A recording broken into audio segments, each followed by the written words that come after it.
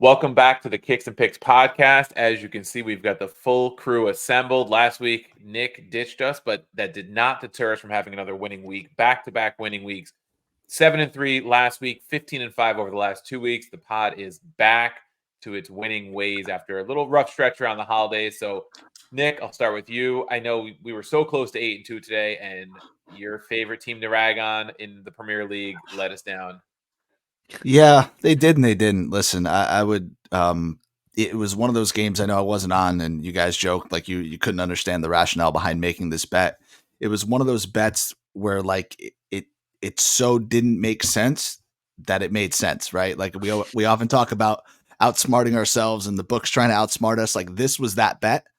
Yeah. And if anybody watched it, I mean now you got me on a fucking roll here and I'm going to have to just read the stats as I have them. The bet was both teams to score. The end result was 0-0. We had expected goals of 1.7 and 1.4. We had 39 total shots. We had 6 big chances missed. We had 19 corners. I mean, it was literally everything but a goal. So that one hurt. I was really hoping to get. Oh, he is fucking awful. As we know, we've known that on the pod. We share the meme back and forth pretty much weekly. He's not going to give you goals, but he's going to give you hard work. Hard work, but we were hoping to get fucking 8 wins back to back, but it's okay because squad's back together, so that's most important. We're feeling good. We're gonna have a good show, and the wins are coming. So now's the time. Hop on, Scotty. You know who he sounds like, right? Trying to justify his losses with XG and all this. He sounds like you. Yeah, he sounds like me. I think I'm rubbing off. And forget about XG. I mean, just the stat was there, but like if you watched the game or the highlights, if this game is played another 10 times, I mean, both teams are scoring goals. There's no doubt about it.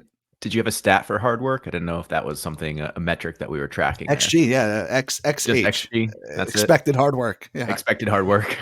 So what you're telling me is it's one of those matches that you can feel good about the bet you made because absolutely the flow of the match went the way you expected. It was just not the end result. And those kind of matches are frustrating. But I was going to say, I feel good about the read. I feel worse about the bet. I feel like I would rather be 100% wrong. I wish Fulham came out and won 5-0 and Everton had 0 shots. Like I'd rather be dead wrong than be correct and not hit the bet. Yeah.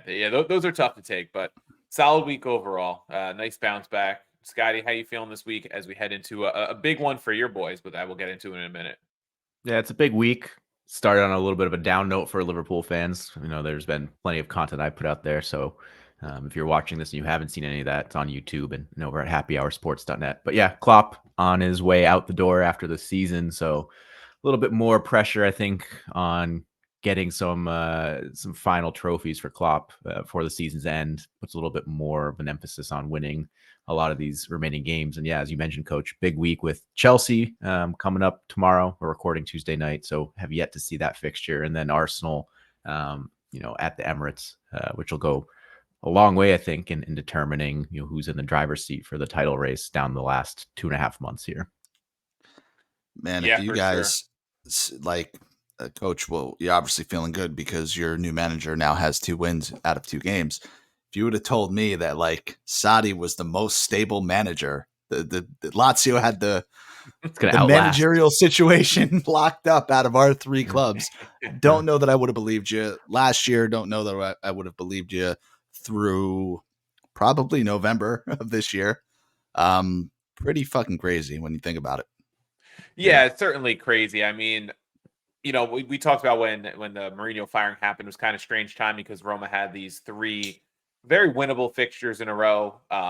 This upcoming week is Cagliari. They just beat who they beat. Verona was last week, Salernitana yesterday. So 3 very winnable ones. You figure out maybe Mourinho could get it right, but I guess the situation management felt was kind of too far gone with him and the situation. Then they made the change at a time when De Rossi could come in and gain some tread, right? And now he's got a full week coming up, in between yesterday's match and next Monday's match against Cagliari, where he's got a full week of training, which he didn't have last week because they had that friendly in Saudi Arabia because of their sponsorship deal or whatever it was. Now he can work a little bit, give him one more match before Inter and the Europa League. So it does get Roma feeling a little bit better. It gets them within striking distance of the top 4. I know the table's a little wonky right now because of the way the Supercopa affected postponements and stuff, but definitely feels good to see Roma trying to play more offensive football, scoring a couple goals. There are definitely things to work on, but I am feeling better. Yeah, your manager's the most stable, but not really because the club is most stable. It's just because Klopp is deciding to Right. hang it up in terms of that Liverpool cap that he's been wearing for what would you say was, Scotty? It's like 8 years now or 7 years? Yeah, Yeah, it's 8 seasons. yep. Yep. So, So I definitely want to get into just, I know we're going to talk about Liverpool. I do have some questions for Scotty. Coach, I want to start with you first. Number one, did they keep the dude, the Mourinho's assistant, the one that coached like the 19 games where Mourinho had red cards? Botti, no, I think the whole staff was is turned over under De Rossi too, from what I Okay. remember. Like, I wasn't sure if like he was kind of still there. So maybe he helped Rossi through, You, he's obviously yeah, he's no, coached. I'm pretty sure they turned the whole staff over. I know there was a couple names I saw that were definitely new. I don't think they kept Salvatore Forte though. I will double check, but Okay. I'm pretty sure the whole staff was out with Mourinho. And then just a general question. I mean, something that could only happen in Serie A. You had the Super Cup in Saudi Arabia. 4 teams went out there over the course of, a week, let's say. As that wrapped up, Roma goes out there the following week to play a fucking friendly. Like, wouldn't they send them out there at the same time? The 4 fucking teams that are going there, like, make that make sense to me. I guess it was just a separate thing from the Supercopa because they weren't, involved in the Supercopa. I guess that's another match to postpone. I don't know. I'm sure Roma probably organized this after the fact because the Riyadh season sponsorship that they have came about probably a couple months into the season. But like I talked about last week, I don't know why you don't schedule the teams that are going to the Supercopa against each other on this match week to then postpone those to later in the season, so you don't have to postpone 4 matches for 8 teams. It was just 2 matches for 4 teams. Make it make sense. That's Italy, right? I guess. Yeah. So I guess we'll jump right into the Liverpool Arsenal match. Since Italy doesn't make sense, we'll go to England. Maybe it makes a little more sense over there, Scotty. Big match, like you mentioned. Liverpool Arsenal. Arsenal play today. This is Tuesday. Liverpool plays tomorrow against Chelsea. So right now the table looks Liverpool 48 points, 21 played. Arsenal 46 points, 22 played. City is 2 matches in hand on Arsenal with 43 points. They also play tomorrow. And then Villa, who played today, also on 43 points. So it's becoming a tighter race at the top. Liverpool still has the edge. This match head to head could really go a long way for Liverpool. You think, at least in putting distance between themselves and Arsenal. I know that City has a match in hand on them, so technically that could be a 2-point gap if City, wins that extra match in hand. But Liverpool is in control in terms of where they stand now. So looking at the lines in this one, we've got this match at Arsenal, so it's at the Emirates. It is Arsenal plus 105 in the money line, Liverpool plus 235, draw line plus 275. Draw no bet. There's value there on Liverpool at plus 145. Liverpool getting half a goal at minus 140. The over under, looking at 3 goals here, plus 105 for the over, minus 150 for the under. So books really gearing toward that over line in terms of goals scored. Probably got to go at least that over 3, like you said. What are you seeing here, Scott? I mean, how do you feel heading into this one, going into the Emirates, knowing that Arsenal's coming off a 2-1 win? We don't know what Liverpool's going to do tomorrow against Chelsea. I mean, if we were betting people, which I guess we are, we would say that Liverpool would win that match, but there's no guarantees in football from week to week basis. How are you feeling, even with that match still to come against Chelsea? A little concerned. I mean, you just read off the odds. Arsenal pretty heavy favorites, which is kind of eyebrow raising. I would have figured it would have been more of a coin toss. And then I was coming in prepared to debate why it should be more of an Arsenal favorite. So the fact that the books are onto it kind of gives me actual concern, because now, I start to believe my own, spiel. But I think it's valid, right? Liverpool are getting healthier. They've been kind of going through their own little mini injury crisis. I don't want to, call it a real big one, because clubs like Newcastle and Chelsea and Tottenham have certainly had it worse. But, Liverpool are starting to come through the other side. Alexander Arnold played 30 minutes on the weekend, so he should be back. Robertson back after about 2 months.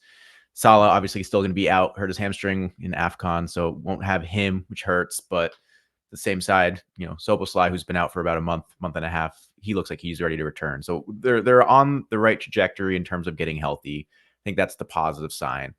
But the fact that books right now are still viewing Arsenal at home as, a pretty, strong favorite, all things considered, kind of leads me to believe that they're seeing the same thing that I am with, their offense certainly looks like it's back and clicking again. That was a big issue that they had in December. The forwards weren't scoring, but they've just put up 5 goals against Forest, and then, or no, sorry, 2 goals against Forest, and then 5 goals against Palace in the last 2 games. So certainly feels like they've kind of figured that out. We know their defense has been strong. Their midfield with Rice has always been, much improved. So I do think Liverpool are going to struggle. In the reverse fixture at Anfield, Liverpool had a 1-1 draw. So it would be nice to kind of get a similar result, I think, in this one. I think it still puts them in, the driver's seat moving forward, because they do play City at Anfield. So City would need to come in and beat Liverpool in order to, have a points advantage in the rest of the way. But I don't know really what to expect. I could see this being a high scoring game, like a 4-3 that we're used to kind of seeing over the years against or between Liverpool and Arsenal. But I could also see this being more of like a cagey 1-1 affair that we saw in the opening fixture, or the reverse fixture in December. So I'm not sure which way to go now. The books kind of threw me a curveball on that one. Was the Arsenal game the first time, was that the Diaz offside goal that wasn't really offside, or that's is Tottenham? That a different fixture? Yeah, that was Tottenham. Other London club. Yep. Okay. No, the reverse one was I think Gabriel had a headed goal in the first 5 minutes, and then Salah came back in like the 20th minute. So it was 1-1 at halftime, and then just nothing happened in the second half. Just never came. Yeah. Okay. So one interesting thing, I mean, the result will be over by the time anybody listens to this, but I saw today, Liverpool are big favorites. They're at home against Chelsea. It's been 7 straight draws in that head-to-head. That's fucking wild. Wow. So 2 of those were cup finals too. I went to PKs. Yes. So super interested to see what happens there, but I think everything you said, Scotty, to me, points in Liverpool's favor in this game. Number one, you guys know my thoughts on this. For anybody that's newer to the show, I think that in rivalry games, in toss-up games, I always tend to lean towards the underdog. I think one bounce, one kick, one referee decision, anything could happen, but there's no real true favorite. So if you can get a team on the spread, if you can get a team on a pick'em line that's, favorable number, I tend to go there. We have to remember Liverpool still to this point have only lost 1 game in the league. I think that's not talked about enough. I think Pool have scored 2 or more goals in something like 6 out of their last 7 matchups or something like that, maybe 4 out of their last 5 in the league. So starting to find the form really more consistently after, I was going to say a rocky-ish start, but here they are in first place in the league. So that's not even really true. And, you gave your thoughts on Klopp. I think just to quiz a little bit, or to get a roundtable here, I'm kind of the opinion that the team is really going to rally around this. And, what are the 2 things they have in front of them? Yeah. Okay. Putting the whatever cups they're still in domestically aside, there's the Europa League, which is, it's winnable, but man, how fucking great would it be for this team to win the Premier League? I think really that's the way they want to send him off. That's, with so many unknowns in front of them, that's an attainable, achievable goal. And I think, no better way to make your statement and rally around that than these next 2 fixtures for Liverpool. So yeah, I like them in this matchup. I would say, just sorry, Scotty, before you go, looking at some numbers here, something I'm going to be really interested in is a Liverpool team total. Over 1.5 is plus 145. I think that's a pretty damn good place to go. I think you lost on that the last time they played Arsenal. Am I crazy? Very possible. I feel like that's what happened, because I remember you had them over 1.5 and it was a high number like that. And then when Salah scored that goal in like the 20th minute, you were very happy. Yeah. Maybe it was 2s. But yeah, no, I'm saying it might've been like plus 200 or something like that, like in the 2s. Yeah.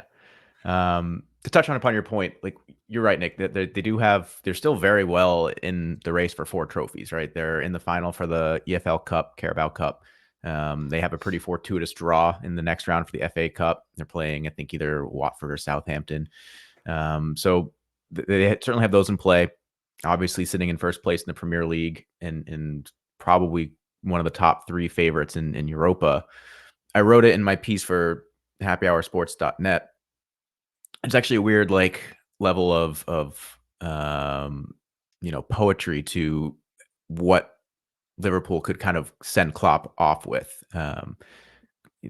Klopp's first season when he took over mid-season for Brendan Rodgers, he took Liverpool to the Europa final by way of Borussia Dortmund in that first real European comeback where Lovren scored a game-winning goal and then the 92nd minute to send them to the semifinals. And then, of course, Liverpool ended up losing to Europa League stalwarts Sevilla in the final. But that was kind of the real cementing of, belief in Klopp. I think that was really what a lot of the following seasons were built off of. It was that success in the Europa Cup or Europa League. And then the Premier League, when Klopp came into Liverpool FC had just started their rebuilding of Anfield. They were in phase 1 of what it would eventually be 3 phases plus a new training ground. So at the time, Anfield was a capacity of 42,000.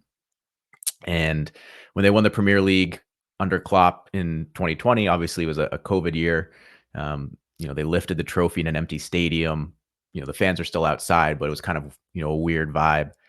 And I think it would be very symbolic for Klopp to win the trophy in front of the stands that have just completed in phase 3 in the last 2 months, bringing Anfield to 61,000. I think that would be a very perfect send-off to kind of encapsulate what Klopp has done, because he's achieved all of this, success. And obviously there's a lot that was left on the table and with Manchester City and a lot of the finals that they didn't win. But, doing what he did under the same constraints that people criticized Arsene Wenger and Pochettino for, where, they didn't always have the most budget. And there were plenty of transfer windows where Liverpool won the Champions League and then went out and spent under 30 million pounds in the transfer market because they're building one of their new stands. So I think that would be kind of the perfect send off for Klopp. If you can win the Europa, come full circle in that part of the, competition, and then send them off with a 61,000 fan salute in a trophy lift would be just perfect. Yeah. Now's the stretch. Yeah, so looking at this one, how much do you think that FA Cup match from January affects one? Because that was a 2-0 Liverpool win, Scott. Do you think that one plays into the hands of Poole here? Are we going to see a similar lineup to that one? I know Salah was away for that one. I don't think Bouts was available. That one, I'm not. It's a little different because that Arsenal team, that was right in the middle of their struggles, right? That was where they were really struggling to score. A lot of people are criticizing Saka and how he hadn't quite stepped up. I think Liverpool actually had one of their goals they scored was actually an own goal. So it wasn't exactly like Liverpool were, burying them. But yeah, it definitely was a bit of a, secondary lineup for Liverpool.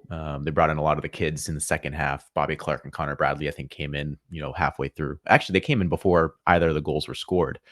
Because there was a lot of concern over there needing to be an FA Cup replay, and people criticized Klopp for bringing on the kids to kind of throw the match, so that way they didn't have to play an extra match. So I don't think we can read too much into that one. I don't think the team that was on the field is going to be indicative of what we'll see on Sunday.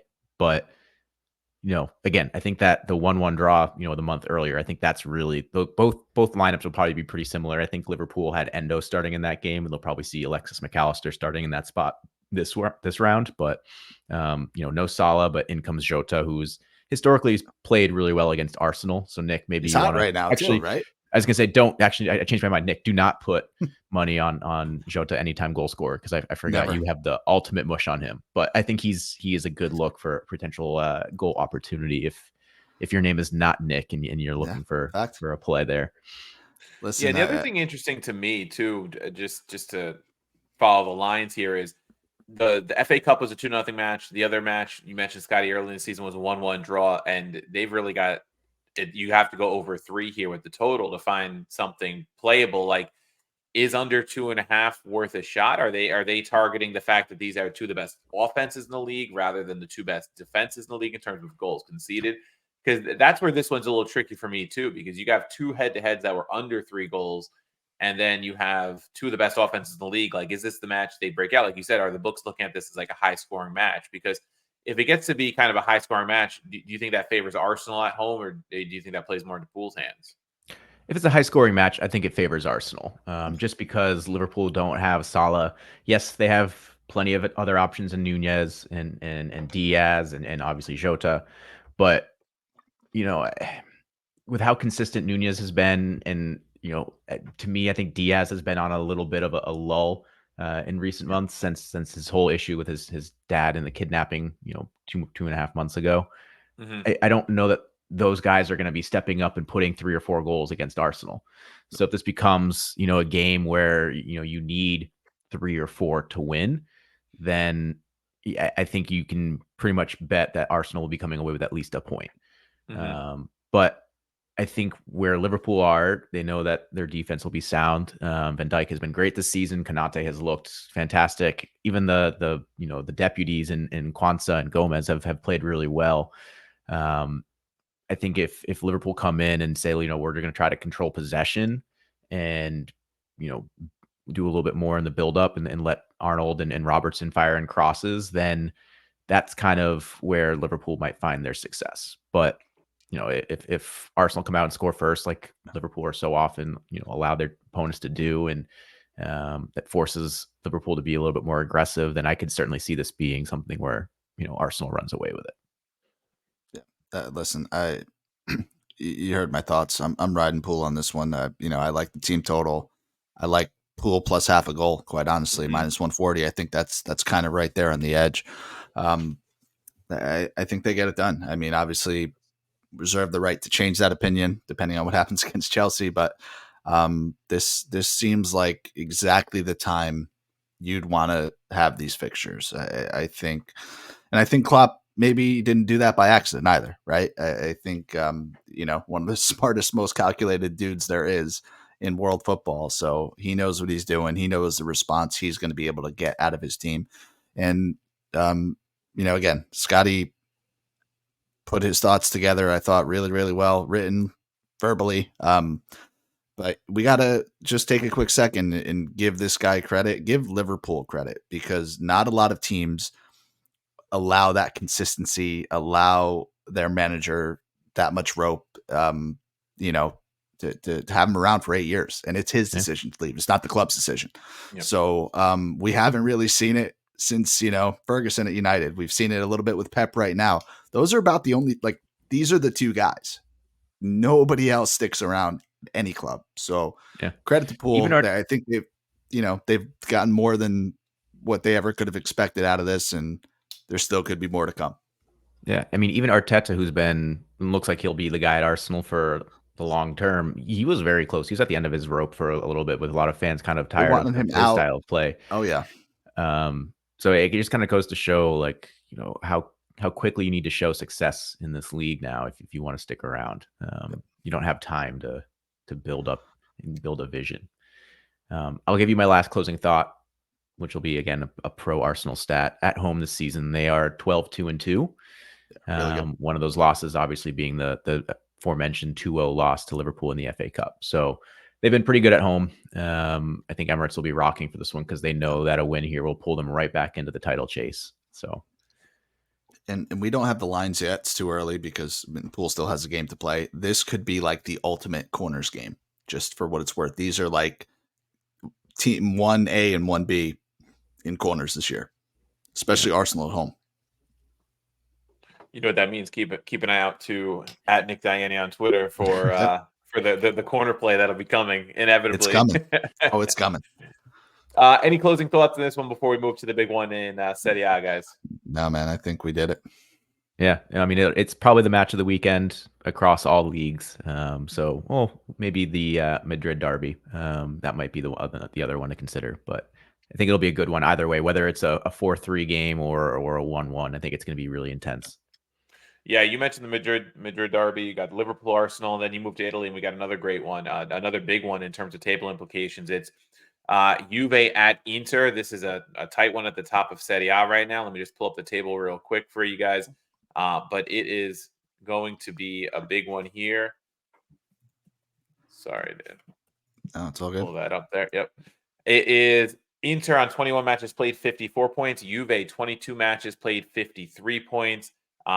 Neck and neck for the Scudetto right now. Milan is 7 off the pace of Juve. So it's really turned into a 2-team race. Inter does have that match in hand. It was a big 2 drop points for Juve this past weekend against Empoli at home. That was a 10-man Juve. They dropped points. Inter got a big 2-0. Did they get that second goal, Nick, or did they hold on 1-0? 1-0 against Fiorentina. 1-0, right? They didn't get a second goal. But both these teams just 1 loss in the season in the league, right? Inter 17 wins, 3 draws, 1 loss. Juve 16 wins, 5 draws, 1 loss. They've been the class of the league. Big reason why is both defenses are very strong. Inter's only conceded 10 in 21 matches. Juve's only conceded 13. They are the 2 best defenses in the league. Attacking wise, though, Inter is the club. They are the benchmark for the league. 50 goals scored in 21 matches, by far the most. Next best attack is Milan's 43 scored in 22 matches played. But do not have anywhere near the defense to match Inter, which is why they're so far off the pace at this point. So looking at that, considering the way these teams set up and the way they play, Juve on the road is a plus 320 money line. The draw line plus 235. Inter minus 125 at home. The over under, get this, is set at 2.5. The over is plus 125. The under is at minus 160. So those defenses getting a lot of respect, and for good reason.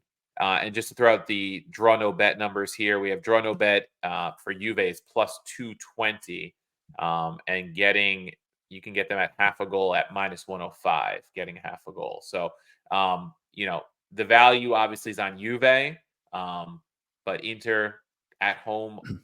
What are you making of this, Nick? I mean, Inter is tough to beat, and does Juve score enough to get it done?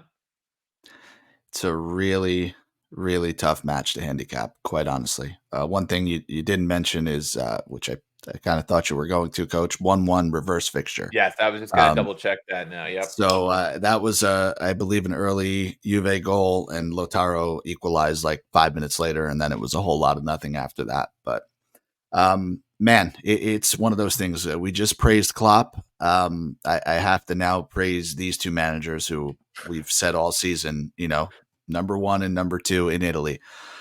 And it's really tough. I mean, Inter is they're both on a very similar run of form. Inter does have that Super Cup win sandwiched in between. So, 2 matches they're not necessarily going to get credit for, but, destroyed Lazio, really took care of Napoli in the other game. Juve kind of had a little bit of an easier schedule coming into this one. I joked about it on Twitter. Everybody's like, oh, Vlahovic is back. Juve's looking really good. Yes, true. But they played Roma, Sassuolo, Salernitana twice, Frosinone twice, Lecce or somebody, like one other bad team sandwiched in there. So credit to where it's due. They took care of the teams they needed to, but Inter is the much more tested team. I think that can't be disputed at this point in time. And one thing we really got right on this podcast when we previewed Serie A this year, Lautaro Martinez is hit another level. I think he was like the odds-on favorite to win leading scorer. He was like minus 150. Obviously nobody bet that. I don't know if anybody listening bet that. If you did, good for you.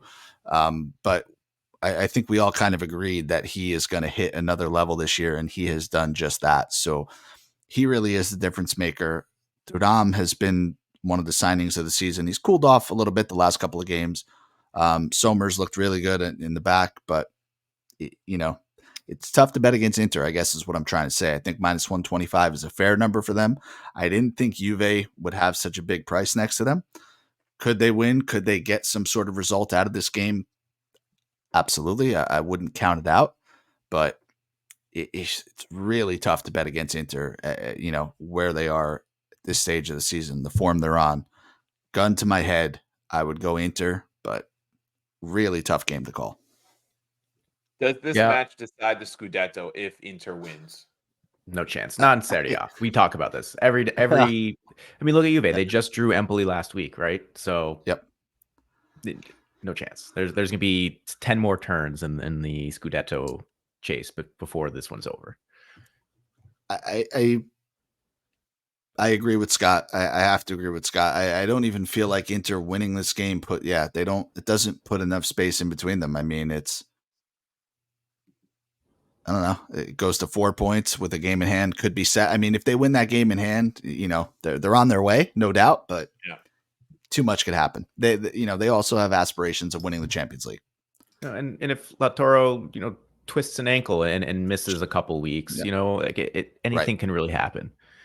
For me, like if I'm capping this game, I'm just going to do my like stream of conscious thought and logic here. Yes, Inter super high scoring historically, or at least historically this season, you can rely on them for multiple goals. Yet last 2 matches, they've won 1-0, kind of maybe slowing down a little bit, or maybe playing a little more conservative to try to maintain a little bit of extra energy for the second half of the season.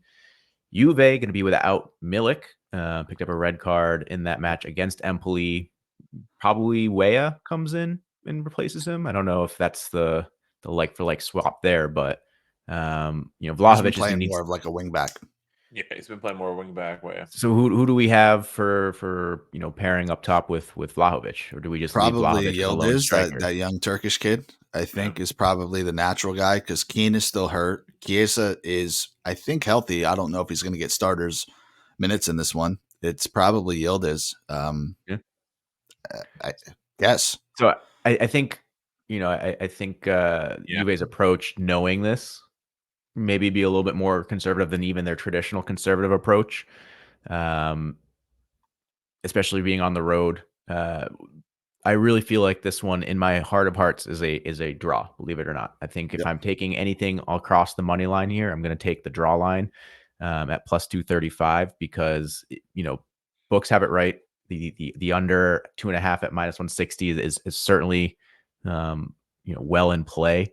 And gun to my head, do I see this being a 0-0 or a 1-1 over like a 2-0?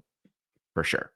So that's where I would go if I'm putting money down on this one. I really love the draw here. I think it suits both sides, to be honest with you. I think Inter would be happy because they would kind of maintain the lead even with the game in hand, and Juve, it keeps them well within striking range with 15, 16 matches left to go. Yeah, I agree with you guys. I don't think it decides a Scudetto, but I do think it gives Inter a big upper hand, considering they do have the match in hand, and if that's one that they can win, then they really could be in good shape. Even with European matches to play, that is one advantage Juve does have moving forward. Is they don't have those European matches, so if they can get a result out of this, a draw, even just to keep it within 4 with that, considering say Inter wins that match in hand, I think that puts them in a good position because they are going to need, to spend energy in the Champions League, especially if they can make a deep run like they did last season. And after making the final last year, I know they want to win the Scudetto, but they're also going to want to target the Champions League if they get the right path to the final like they did last season. I do favor Inter in this one at home, though. I think minus 125 is a pretty good price on them. I'm not saying they're definitely going to win. That is just, I think, good value on them. I mean, they won for us last week. I had them in Florence. They did get the win. A missed penalty was a big happening there. I know Nick was also on that. I just happened to beat him to it. But yeah, it's hard to bet against Inter, right? I mean, I'm looking at the probable formations, and you see that last week both Barella and Çalhanoğlu were out suspended in the midfield, so they come back fresh, really. So like sometimes that suspension acts as like a forced day off and almost like a forced bye week. Cherubin and DeMarco were on the bench in Florence last week. They both come back into the starting lineup. So it's a pretty well-rested Inter side when you consider they haven't had to play in Europe. The Supercopa now is a couple weeks past, and I think it does play into Inter's hands a bit. And when you look at, Juve's bench, what do they have on the bench, right? And it's going to be interesting to see what they have going on there. I'm looking at the injury report right now. Chiesa is, to be evaluated. Rabiot is to be evaluated. So they're both questionable. De Chilio's still out. Funny enough, when you look at the probable formations, there's the suspension section besides the injury section, and you get Pogba suspended for doping and, Fagioli for his his issues that we've talked about in this coming on podcast. kicks and picks. Yeah. And then it's Milik. So, quite a few players out that if you were looking at the beginning of the season depth wise, not a lot of depth on the bench if Chiesa and Rabiot both can't go. I think that's something to keep an eye on too, because you look at what's left on the bench. If those guys can't go, it's Weah, it's Illing Jr., Rugani, Alexandro. There's not a lot there for Allegri to turn to. I do think Allegri plays this one pretty defensive to try to hold out. I'm gonna hit you with a quick counterpoint, and I think we've been pretty positive when it comes to Inter. We've been high on them. If they need a goal in this game, they're going to the bench. They're going to Arnautovic and Alexis Sanchez. I mean, that's not any fucking better than whoever Juve throws on there. That's really a big issue. As deep as they are in a lot of positions, goal scoring isn't one of them. I think they can get goals from more places though, like the midfield, right? They have options in the midfield that come up with the goals. The Barellas and the Çalhanoğlu's and Mkhitaryan's. I do think their attack's a little more diversified, which makes them more dangerous. When Chiesa's not on the pitch, it takes away another aspect of Juve's attack. And it reflects in the goal scoring overall, 50 goals scored. I know Lautaro's got 19 of those, but that 50 goals scored in 20 matches is a heck of a lot of goals scored, especially in a Serie A, side. Yeah, no, I agree. Listen, I'm going to go back to the first thing I said when you asked. It's a very difficult match to handicap. I think both teams to score at even money is a pretty decent number. Scotty mentioned the draw, and for good reason. I mean, if we're doing that, I'm taking Juve plus half a goal, plus 105, because that's buying, a couple of different results, and that's turning that draw into turning that result into a win as well. One thing I'll say, and if I was on the show last week, I would have said it. I kind of have a rule. You get the league leaders close to even money. Certainly you get the league leaders close to even money at home. Yep. You just kind of take it. You think less, you put it out there, Inter minus 125, and you kind of live with the result. So, tough. I'm all over the place, really. Yeah, I think it's one that's tough to say is a lock, right? I'm trying to advocate for both sides, really. Yeah. You can bet whatever you want in this one. I don't think there's necessarily a bad bet. I mean, if we come back next week and Inter won 4-0, why'd we overthink it? Why do we spend a half hour talking about the game? Or if Juve pulls out that result, we say, man, how were they plus 320? We knew they had a shot to win. It's tough, dude. Right. And I think the play with Juve is probably the plus half a goal if you're going to play Juve, right? Because I think they do play for the draw in many ways. If it stays tight for a long time, I think they try to hold out as long as they can. So plus half a goal minus 105, I think, is where the best play is. You get good value, you get good number, and it doesn't take a win from Juve to cash it, right? I think there's a lot of value there. It's hard for me to see Juve going and getting the win, but I can see them getting a result, if that makes sense. First goal, Juve plus 160. It's not a bad bet. Really not a bad bet. They're going to have to come out and hit them hard and hit them early and then play max type style and lock it down. I kind of agree that's their path to victory. And maybe I should extrapolate why I say that. If you guys like the Juve double chance, if Inter get out and score first, does Juve really have that much of a chance at that point? No, I don't think so. I don't think so. I think 2 goals from Inter wins this game. I mean, that's kind of where I'm at. It's a Juve 1-0 victory. It's a 1-1 draw. It's a 2-1 loss. I mean, I'd be really impressed with Juventus if they score 2. And I think just something you said, Coach, now that I'm thinking about it, does it propel Inter to a Scudetto? I agree with Scotty. It is early to say that. But if you remember 2 years ago on this podcast, we had a very similar matchup, Inter against Milan. Inter were ahead of Milan for the Scudetto. Odds on favorite. They were up 1-0 in that game. It was February. We're in February now. If they could win this game, man, that probably erases a lot of doubt that they have that they could finish this. Similarly, if they lose it, is it a repeat of 2021 all over again? So interesting game. A lot more interesting maybe the more we get into it. Yeah, I agree. So we'll leave it there. We'll take it to our locks of the week now, Scotty. So coming off a 7-3 week, kick it off. What do you got as our first winner? Yeah, I'm going to go back to keeping it simple. I've been trying to outthink the books, been trying to take the lines that they don't want me to take, and I'm just going to go and take the lines that I want to take now because I haven't really gone 3-0 yet, so I got to try something different. First one I'm going, it's Spurs, draw no bet at Everton. It's -125. Everton are winless in their last 5 Premier League matches, that following a stint of 4 straight wins for them.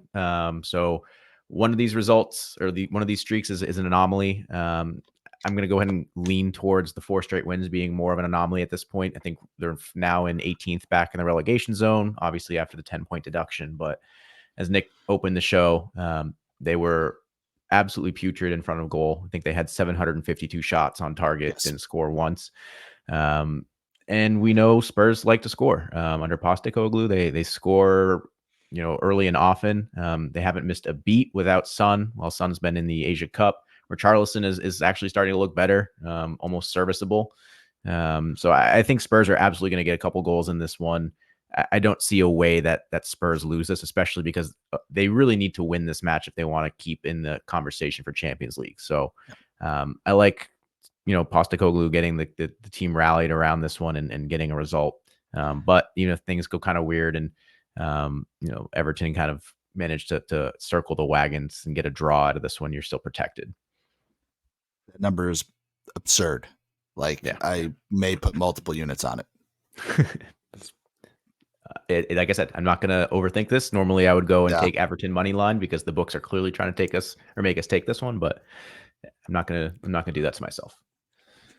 All right, I'm going to go over the Bundesliga with my first one. I'm going with a total here. It's Stuttgart at Freiburg, over 2.5, -140. Right at the edge of the numbers I'm willing to play, but I think in this one, I see this one hitting and being a pretty easy cash. The over is hitting 5-6 for Stuttgart and 4-5 in Freiburg matches. The reverse fixture was a 5-0 Stuttgart win early in the season. I don't expect quite such a one-sided affair, but I do see plenty of goals. Shocked to see that this one is set at 2.5 and not 3.5 at this point in the Bundesliga season. Give me the over. I'd even consider the over 3 at +110. So I'm locking in over 2.5 at -140. Is Stuttgart the new German team of the pod? I don't know because their nickname like the was this season. The nickname in the group chat lately has been Stuttfart because they've been putting up some pretty ugly games for us. They won for us last week, though. Last week they won for us against. All right, this is their chance to break the tie then. Yeah, let's see. I like it. I think overs in Germany are back. I'm with you there, Coach. I'm sticking in Italy. I like Monza. We're going back to the Asian line for this one. Haven't done it in a couple weeks, so anybody that's unfamiliar with the Asian line, plus 0.25 goals in this one. That is a split bet between draw no bet and plus half a goal. So in this instance, if Monza were to tie, you'd get half your bet as a win. You'd get the other half returned. And I like that. It's at -125. They're at Udinese. And as we all know, the former team of Beto, Udinese stink. They're winless in their last 4. They're without a clean sheet in their last 4. They haven't beat Monza since their first ever meeting between the two clubs. And as Scotty has pointed out multiple times, they have the most draws in the league at 12. So with that, we will bet on the better team. We will bet on getting goals. And I like that little fail safe just in case that draw hits. Look for Monza to build a little bit of momentum, 2 wins in a row. Hopefully a full cash, but I think half cash is the worst case scenario there. -125. Udinese, they're the draw kings. It's unbelievable. Yeah. Yep. All right. My second pick, as I mentioned, I'm not trying to overthink things, and that means I've recognized a trap line, and I'm going to go ahead and take the trap line. West Ham getting half a goal at Manchester United is plus money. I do not understand this. It's plus 115. If you're not looking at the wins over Wigan Atlantic and Newport County, Manchester United have won just 1 game in the last 2 months. They've not been good. We talk about teams struggling in attack. That certainly applies to United in this one. Again, they did score 4 goals against Newport County, but they did not cover because that was the one bet I hit last weekend. Fact. West Ham, we know they can score. Jared Bowen has been great. It's been continuing the offensive attack for the Hammers. And they've actually looked better on defense in recent weeks. They had a run where I think they had like 18 straight games where they had conceded a goal, but Yes. Last 5 or so matches, that number has come way down. So I'll take the double chance just because they are on the road. But I think West Ham are scoring a couple of goals in this one, and I don't think United are going to really put up a lot. So I'll take them double chance at plus money. All right, I'm going to Serie A for my last 2 picks. So the first one here is Bologna money line versus Sassuolo. It's minus 145. It's not a number I usually go to too often, but this one jumped out at me as a get right spot for Bologna. Bologna's really cooled off of late, but got a crucial point on the road against Milan last weekend. Nick's boy Orsolini came through with the late goal to level that one 2-2. Meanwhile, Sassuolo has been abysmal of late, going 1 win, 1 draw, 6 losses in their last 8 league matches. I think this is a perfect get right spot for Bologna, like I said. And at minus 145, it's just right on the edge of what I would play, and I think it's one that gets done at home at the Delata.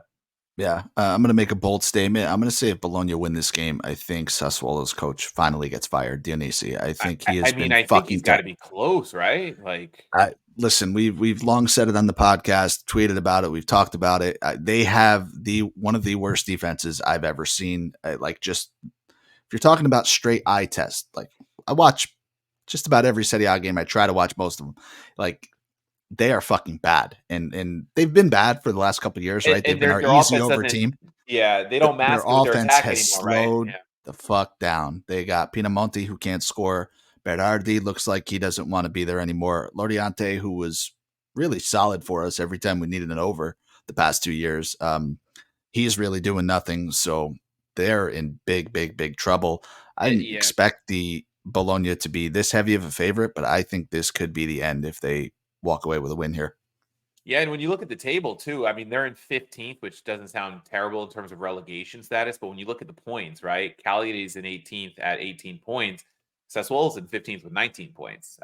Because Verona's on 18, Udinese is on 18, Cagliari is on 18, Empoli's on 17, Salernitana is way down on 12. So you got those 4 teams trying to get out of it. Salernitana is not that far ahead. I'm sorry, Sassuolo's not that far ahead. They do have a match in hand from those Supercopa, postponements, but they're going to be playing one of the top 6-7 teams in Italy in that extra match. So not something they can guarantee getting points out of. So yeah, I think Dionisi has to be in trouble here. I saw that Max Kumbula, who's been out at Roma with an ACL injury for just about a full calendar year now, is looking to go there on loan for the rest of the year to try to help shore up that defense. But what are you going to get out of him? We don't know. I know he was really good at Verona when he was there. At Roma, so, and now he's coming off an ACL. Is that going to be enough? It could be because the other teams aren't that good, but for Dionisi, it might not be enough. I think you're right. I think if they lose and they get clean sheeted again, which is not something you're used to seeing happen to Sassuolo too often the past bunch of years, it could be the end because they haven't been in relegation danger, I think, since like their second season in Serie A. They've been a team consistently top half or at least mid-table and even got stuck into Europe once or twice, I think, during the EDF time. So, could be trouble for them. Definitely something to keep an eye on. Forza Bologna. Let's do it. All right. So we talked about the last 2 weeks of the pod, right? We are 15-5. We're heating up, and there's really only one way to truly test that heat, and that's with corners. Back. The full squad is back. We have to absolutely test corner kicks. Lecce, Fiorentina, over 8.5 corners, minus 125. Listen, I like Fiorentina as a corner team because they are like Chance's FC Junior. They generate a lot of offense. They hold the ball. They really don't score a lot. They're not good finishers. I think they're a team that rotates a lot. I think both of these teams get out on the break, and I think getting to 9 is just way too low of a number. Minus 125 jumped out at me immediately. Over 8.5. If this hits, I mean, you just put your full faith in kicks and picks for the rest of the season. This is exactly the test. Nick, I got a question for you. Have you ever bet an under on corners? In my life, yeah. On the pod, I don't think so. Okay. Just because I don't know that you've ever taken an under on corners that I can recall.